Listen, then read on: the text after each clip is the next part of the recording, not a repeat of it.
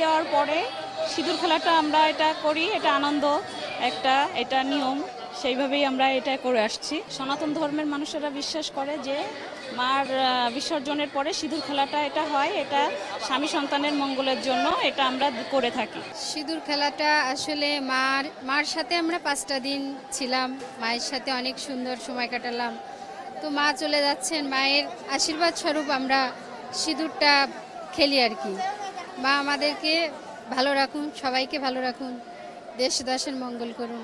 বিজয়া দশমী তো মাকে তো বিদায় জানাতেই হবে। আমরা আবার একটা বছরের জন্য অপেক্ষা করব যে মা আবার কবে আসবে।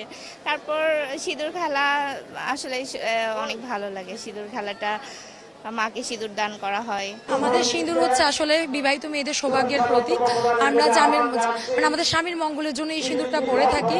আর দেবী দুর্গা যেহেতু তিনিও একজন দেবী, তিনিও একজন মহিলা, আমরা এই সিঁদুর খেলা দিয়েও হচ্ছে আজকে মায়ের বিদায়টা উদযাপন করছি, যেন সিঁদুরের লাল রং সবার জীবনে ভালো কিছু বয়ে আনে।